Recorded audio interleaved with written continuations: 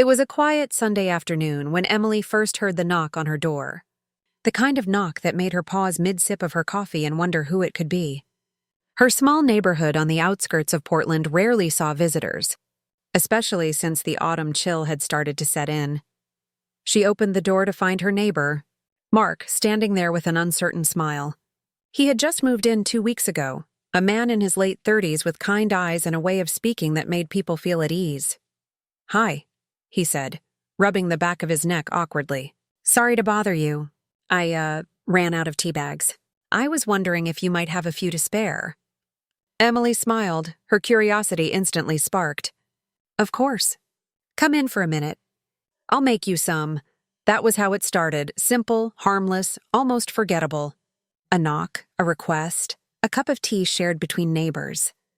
But neither of them knew that one small moment would change everything. If you're enjoying this story so far, please like the video and subscribe for more heartfelt tales. Mark stepped inside, and the warm air from Emily's living room wrapped around him. Her home smelled faintly of cinnamon and something floral. She motioned for him to sit as she went to the kitchen. "So," she said, filling the kettle, "how are you settling in next door?" Mark chuckled softly, still unpacking boxes. "It feels strange, you know, starting over in a new place at this age." Emily nodded, understanding more than she wanted to admit. "Yeah, I do." They shared a glance that lingered just a second too long. The kettle whistled, breaking the quiet, and Emily quickly turned away to pour the water. When she brought the tea to the table, they talked about everything and nothing. How the neighborhood was peaceful. How the maple trees looked beautiful this time of year. How both of them missed the noise of the city, but didn't quite regret leaving it behind. Mark's voice had a calm steadiness to it, and Emily found herself smiling more than usual. It had been months since she'd felt this kind of warmth in a simple conversation. Outside, the wind whispered through the trees. Inside, the world felt smaller, softer. As the tea cooled, Mark leaned back slightly. "You know, it's been a long time since I just sat and talked with someone like this," he said. "Feels good." Emily's eyes softened. "It does." He glanced at her hands resting on the table. "You live alone?" She hesitated, then nodded. "Yeah, it's been just me for about 3 years now." There was a quiet understanding in his eyes. "I get that," he murmured. "Lost someone." Her throat tightened. "My husband. Car accident." Mark's expression changed instantly, gentle, regretful. "I'm sorry. I shouldn't have asked." "No, it's okay," she said quickly, forcing a small smile. "It's part of my story." For a moment, neither spoke. The clock ticked softly in the background. Then Mark took a slow breath and said, "I lost someone too. 2 years ago. My sister." Something inside Emily shifted.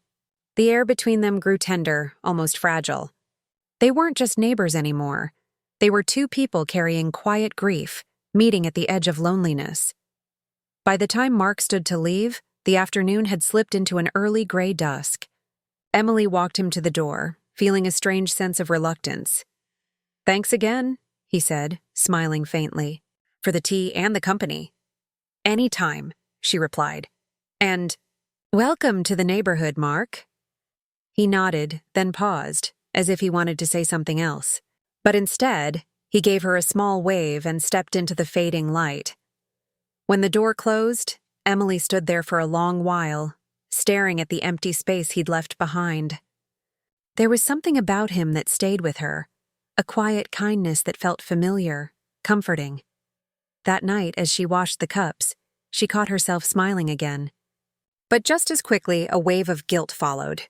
Smiling felt wrong after so long spent grieving, still, as she looked out the kitchen window toward his house, a single light glowing in the distance. She couldn't shake the feeling that something had begun to change. She didn't know it yet. But that simple cup of tea was only the beginning. The days that followed would test everything she thought she knew about trust, forgiveness, and second chances. And by the time it was over, nothing in her quiet life would ever be the same again. The next morning, Emily woke to the sound of rain tapping against her window. The world outside was gray and glistening, and the air carried that familiar scent of wet earth and pine. She made her coffee and glanced out toward Mark's house. His porch light was still on, and for a moment, she wondered if he'd slept at all. She told herself not to think too much about it. He was just a neighbor, a kind man with his own story, his own grief. But as the morning stretched on, she found herself glancing out the window again and again. By noon, she noticed movement outside. Mark was standing under an umbrella, struggling to carry a few boxes from his car to the house. Without thinking, Emily grabbed her raincoat and hurried over. "Need a hand?" she called out, her voice cutting through the rain. He turned, surprised but smiling. "Emily, you really don't have to. These are heavier than they look." "That's what I'm here for," she said, taking one of the boxes from him. "You can't move in by yourself forever." They laughed softly as they worked together, their shoes sinking slightly into the wet grass. It felt natural, easy, almost like they'd known each other for years. When the last box was set down inside, Mark motioned toward the kitchen. "Can I at least make you some tea this time?" "Fair's fair." Emily hesitated for a second, then nodded. "I'd like that." The house was half unpacked, with stacks of books and old furniture scattered everywhere. But it had a certain warmth to it, the smell of cedar, the faint hum of a radio in the background, the soft crackle of a candle burning near the sink. Mark handed her a mug and said, "It's not as fancy as your cinnamon tea, but it'll do." She smiled. "I'll be the judge of that." They sat near the window, watching the rain streak down the glass. The quiet between them was comfortable, not awkward. Emily found herself sharing little pieces of her life, how she'd been a teacher for 15 years, how she started painting to fill the silence, how the house next door sometimes felt too big. Mark listened intently, his gaze steady and kind. When he spoke, it was with that calm tone she was beginning to recognize. "You know," he said softly, "sometimes I think the universe brings people together for reasons we don't understand at first." Emily tilted her head. "You believe that?" "I have to," he said. "Otherwise, it's all just random, and that's a hard way to live." Something about his words settled deep in her chest. Maybe it was the rain, or maybe it was the quiet understanding between them. But in that moment, Emily felt something she hadn't in a long time. Peace. As the afternoon faded, Mark walked her to the door. "Thanks again for helping," he said. "You've made this place feel a little less empty." "You're welcome," she replied, her voice softer than she meant it to be. "I think we both needed that." That night, Emily couldn't stop thinking about him. She told herself it was nothing, just two lonely people finding comfort in small kindnesses. But her heart disagreed. It beat a little faster when she thought of his smile, the way he said her name, the quiet strength in his eyes. The next few days followed an easy rhythm. They'd wave across the driveways, share short chats in the evenings, and sometimes sit on her porch watching the sun go down. It became something unspoken, a gentle friendship that neither of them rushed, but both quietly cherished. Then, one evening, just as the sun was setting, there was another knock at Emily's door. She smiled, already knowing who it was. But when she opened it, Mark wasn't smiling this time. His face looked pale, almost shaken. "Hey," she said softly. "What's wrong?" He took a breath, his voice barely steady. "Emily, I need to tell you something. Something about why I moved here." The way he said it made her heart tighten. She stepped aside, motioning him in, but he hesitated. "Please," she urged. "Whatever it is, you can tell me." He nodded, finally stepping inside. The air felt heavier now, the warmth replaced by something uncertain. Mark set his hands on the table, his voice quiet but trembling slightly. "The truth is, I didn't just move here for a fresh start. I came here because of something that happened in this neighborhood. Something connected to my sister's death." Emily froze. "What do you mean?" He looked at her, eyes full of something raw, sorrow, guilt, maybe both. "She used to live here, in this same neighborhood, and I think what happened to her wasn't an accident." Emily's heart pounded. the room suddenly feeling smaller, colder. For the first time since they met, she saw not just kindness in Mark's eyes, but a secret, one that could change everything between them. Emily stood frozen for a moment, unsure what to say. The rain outside had stopped, but inside the silence felt heavy. Mark's eyes were fixed on the floor, as if he regretted every word he'd just spoken. Finally, Emily whispered, "Mark, your sister lived here? In this neighborhood?" He nodded. 2 streets over. Her name was Rachel. She moved here 5 years ago, and she never made it out. Emily's throat tightened. "You said it wasn't an accident?" Mark sighed and sat down slowly. "That's what they told us. They said she fell, slipped on wet steps one night and hit her head. But something about it never felt right. She'd called me earlier that evening. She sounded scared." Emily sat across from him, her heart aching at the quiet pain in his voice. "Did she tell you why?" He hesitated, then shook his head. "Just that she thought someone was watching her. I thought maybe she was just stressed. But then she was gone. The police didn't find anything suspicious, but I couldn't let it go." Emily's mind raced. "So you came here to find out what really happened?" "Yes," he said softly. "I found a listing for this house next to hers, and it felt like I had to be here. Maybe to find peace, or maybe to find answers. I don't even know anymore." For a moment, Emily didn't speak. She looked at him, this man who had seemed so calm, so steady, now revealing the pain he'd been carrying. She understood it too well, the kind of loss that changes how you breathe. "Mark," she said gently, "I don't know what happened to your sister, but if you need someone to talk to, I'm here." His eyes lifted to hers, and for the first time, he smiled faintly. "I know. That's why I told you." The air between them softened again, but something inside Emily's heart had shifted. What had started as simple kindness was becoming something deeper, something she wasn't sure she was ready for. The next few days passed quietly. Mark spent time walking around the neighborhood, talking to older residents, asking subtle questions about Rachel. Emily noticed the exhaustion in his face each evening when he returned, but also the determination that never seemed to fade. One evening, she invited him over for dinner. The house smelled of roasted chicken and rosemary, and for the first time in a long while, laughter filled the air. "You're not bad at this," Mark said with a grin, finishing his plate. "I haven't had a meal like this in years." "Then I'll take that as a compliment," Emily said, smiling. "Though next time you're cooking." "Deal," he said. But then his tone changed, quieter.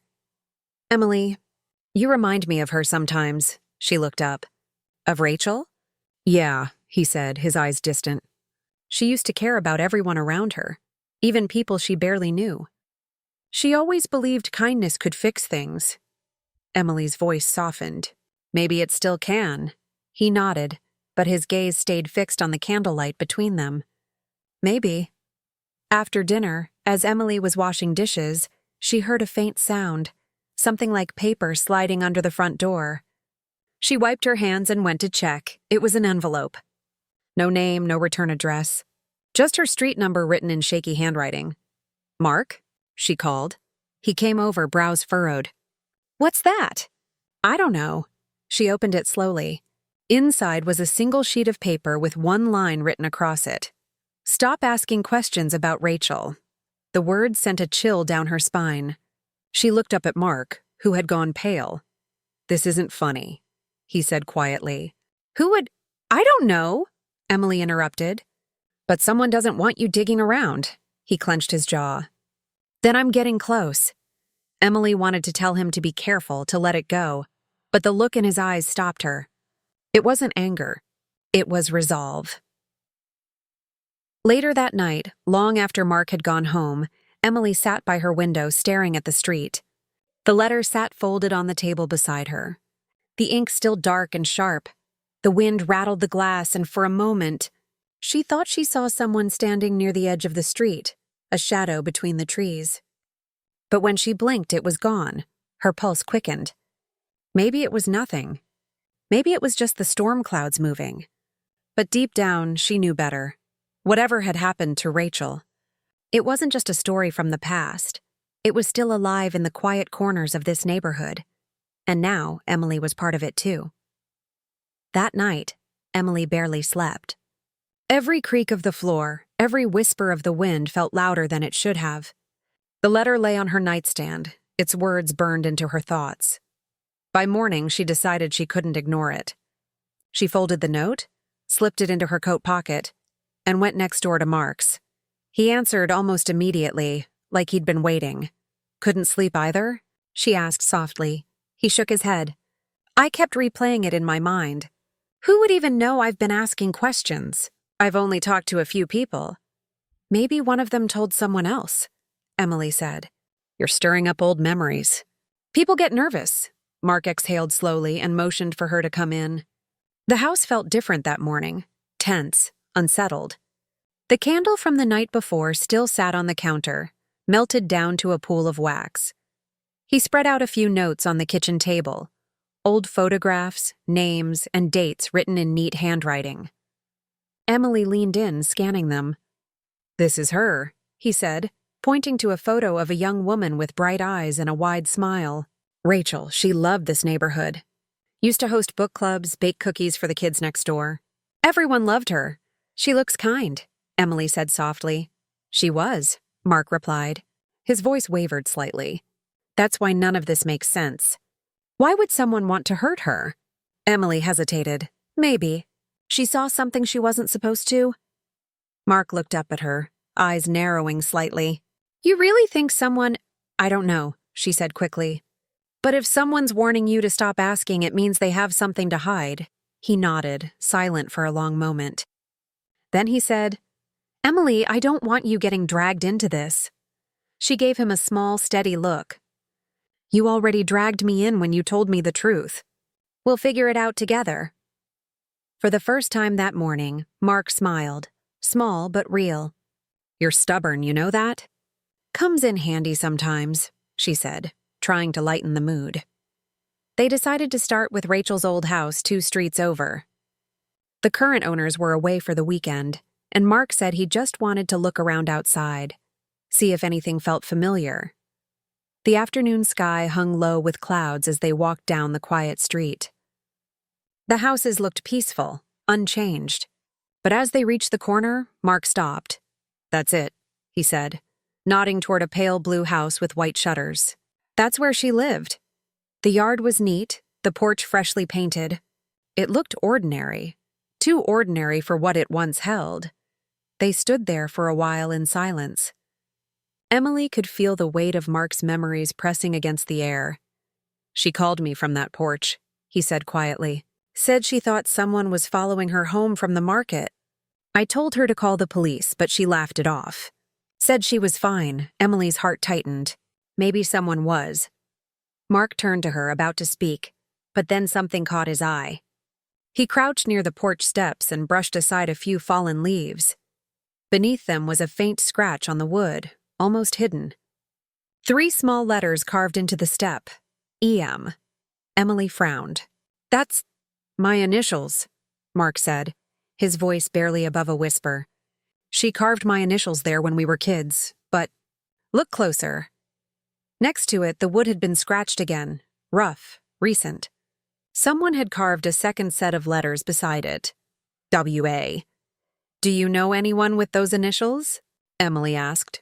Mark shook his head slowly. "No, but whoever it is, they were here recently." The sound of a door creaking made both of them turn. A woman from across the street was standing on her porch watching them. "Can I help you too?" she called. Emily stepped forward politely. "Oh, hi. We were just—" "You shouldn't be here," the woman interrupted, her tone sharp. "That house has bad memories. Best to leave it alone." Her words made Emily's skin prickle. "Did you know Rachel?" she asked carefully. The woman hesitated, then nodded. "Everyone knew her. Sweet girl. But curiosity can get people hurt around here." She paused, her gaze flicking between them. "Take my advice. Stop digging before you end up like she did." Mark opened his mouth, but Emily grabbed his arm gently. "Come on," she whispered. "Let's go." They walked back in silence, the woman's warning echoing in their minds. When they reached Emily's porch, Mark turned to her, eyes burning with determination. "She knows something. I could see it in her face." "Then we'll find out," Emily said quietly. "But not tonight." He nodded, though she could tell he wasn't ready to let it go. That night, Emily sat alone in her living room, staring at the 2 sets of carved initials she'd written down in her notebook. The house was still, but the unease wouldn't leave her. Then, just as she was about to turn off the lamp, she heard it. A soft knock at her window. She froze. Slowly, she turned her head. Through the thin curtain, she saw a shadow outside, still, silent, watching. Her heart raced. "Mark," she whispered, but the figure didn't move. And when she blinked, it was gone. Only the whisper of wind remained. Emily pressed her back against the wall, clutching the folded letter in her hand. For the first time, she wasn't sure if the danger was only in Mark's past, or if it had followed them both into the present. Emily barely slept that night. The knock at her window replayed again and again, echoing in her mind. Each time she closed her eyes, she saw that shadow standing there, silent, watching. By morning, she'd made up her mind. She couldn't ignore it anymore. She called Mark as soon as the sun rose. He answered on the first ring, his voice rough and tired. "Emily, you okay?" "There was someone outside my window last night," she said quietly. "I didn't see a face, but they were there, just standing, silence." Then his tone hardened. "I'm coming over." Within minutes, he was at her door. He looked pale but focused, the kind of focus that came from fear turning into determination. He checked around the house, scanning the yard, the fence line, even the bushes. Nothing. No footprints, no signs of anyone. But they both knew what they'd felt. Inside, Emily handed him the folded note again. "Whoever left this, whoever was outside, they're the same person. They're watching us." Mark nodded. "Then it's time we found out who." They sat together at her table, the morning light creeping slowly across the floor. Mark spread out his notes and photographs again, his eyes scanning each one as if searching for a missing piece. "What if," Emily said slowly, "the person who warned you off isn't trying to protect themselves, but someone else?" Mark frowned. "Like who?" "The woman across the street," Emily said. "She knew Rachel. She knew something. Maybe she's scared of whoever really did this." Mark rubbed his temples. "If she knows the truth, I need her to tell me." "Not today," Emily said softly. "If you push too hard, she'll shut down." He looked at her, the tension in his face softening. "You always know when to slow me down." She smiled faintly. "Someone has to." They decided to wait until evening, when the neighborhood grew quieter. In the meantime, Mark went home to rest while Emily tried to calm her thoughts. But calm wouldn't come. Every small sound, the ticking clock, the faint creak of wood, made her heart race. By the time dusk arrived, the sky was painted in shades of violet and gray. Emily met Mark outside, and together they walked back toward the woman's house. The porch light was already on.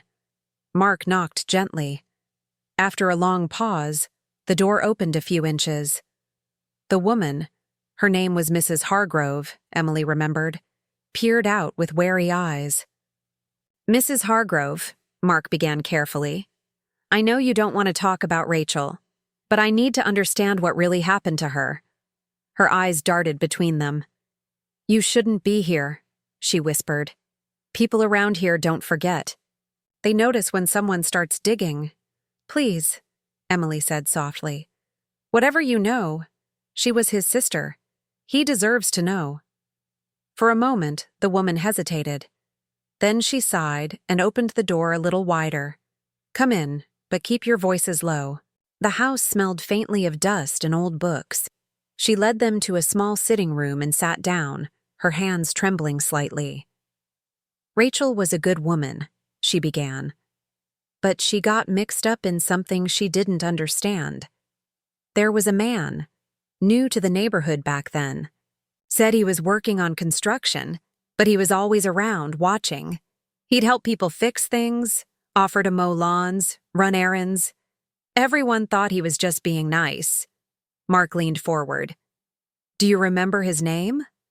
Mrs. Hargrove nodded slowly. William Anders. Emily's heart skipped. W.A., she whispered. Mark looked stunned. Those are the initials carved beside mine. Mrs. Hargrove's voice dropped. Rachel figured out he wasn't who he said he was. She told me she thought he'd been breaking into people's homes when they weren't around. I begged her to keep quiet, but she said she couldn't. The next week, she was gone. Mark's hands tightened into fists. And no one did anything? I tried, Mrs. Hargrove said, her eyes filling with tears. But the police said there was no proof. Then he disappeared a few days later. No one's seen him since.